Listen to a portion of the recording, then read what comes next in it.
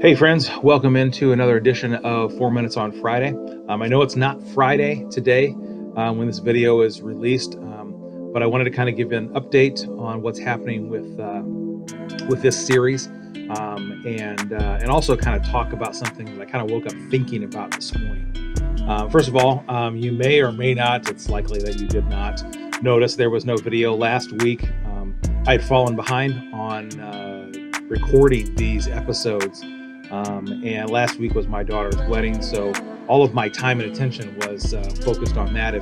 If you had that happen, had one of your kids get married, you know how that can soak up all of the time available and even time that isn't available. So hopefully, going to get back on track this week, if not the following week, for sure.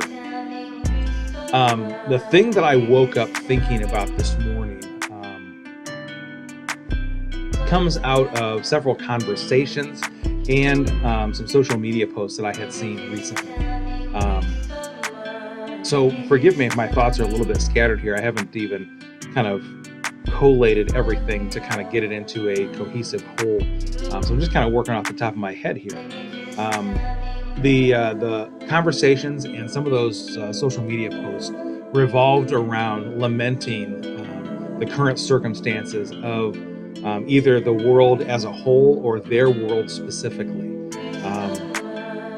Things related to government, vaccines, their own work situations, and those were not necessarily all connected. I'm just kind of speaking in general terms about some of the lament that I've been kind of engaged in conversation and seen on social media.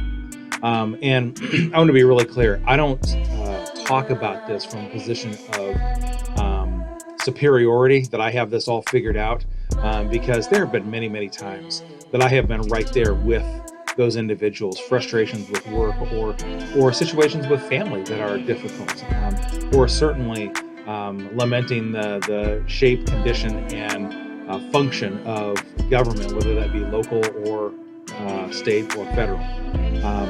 So I don't say these things. I don't say this critically to anyone who might be struggling with this.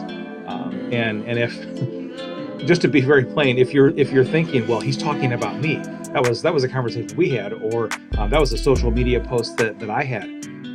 Yeah, I kind of am, because we're friends and we've either had conversations or I've seen some of the posts that you may have made in the lament.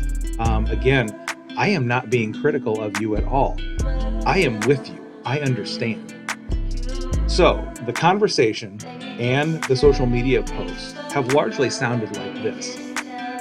When you are disappointed with either the circumstances of your life or some decision that has been made that impacts you, how do you deal with it? How do you deal with the difficulty, the struggle?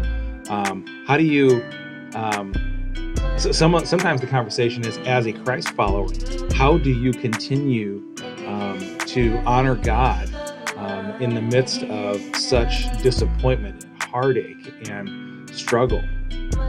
And this was the thought that I kind of woke up with this morning. The brain is a very complex, complicated thing, as we know. And so when you sleep, brain research tells us that your mind continues to work out. It relaxes, but in that relaxed state, it tends to work out some of those things that you're wrestling with. So those conversations and those social media posts, the lament of frustration and difficulty with current circumstances of their lives, is something that I have just been I've been trying to work out. How do I deal with that? How do I respond if someone comes to me and asks, hey, what am I supposed to do with this thing that's a mess? So I think that's partly what was happening as I slept last night. My brain just kind of finally got to a place where it relaxed enough, and maybe some clarity came, at least for me. So I'm gonna give you my response to that question. What do I do? The lament. What do I do with current circumstances that I don't like, that are frustrating?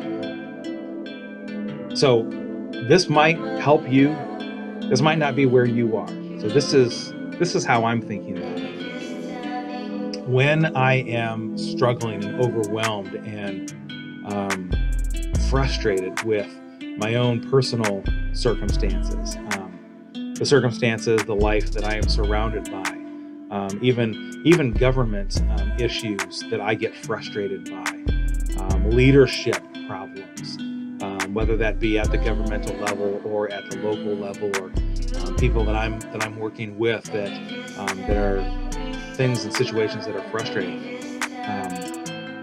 Here is where I land on this.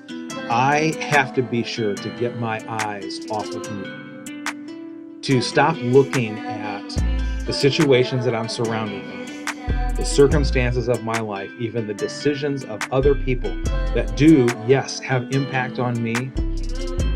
If I get my eyes off of me, it begins to change my outlook on the rest of life.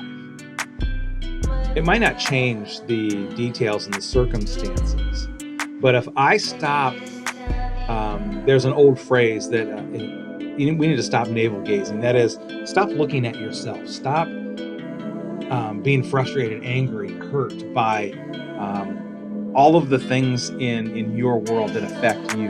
Get your eyes off of you. Look how your life can be poured into someone else's life. When that happens, it changes our perspective on the lives that we are living. So look, I know we are way over time, but I felt like this was kind of an important realization for me, certainly. And maybe this will be something that helps you as well. So if you are overwhelmed, if you are struggling with the things that are a part of your life, work situation, family struggles, government, and that continual ongoing frustration, if that's where you are, stop looking at your own frustration, your own struggle, your own hurt, and pour your life into somebody else.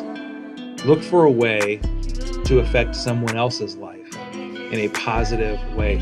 If you are a Christ follower, now if you're not, this doesn't apply to you, so you can move on if you want. But if you're a Christ follower, you are mandated by the life and ministry of Jesus to do this, to stop looking at yourself, to invest your life and pour your life into someone else. All right. Hopefully we'll be back on a regular schedule with these hopefully 4 minutes every Friday. We'll see you next week.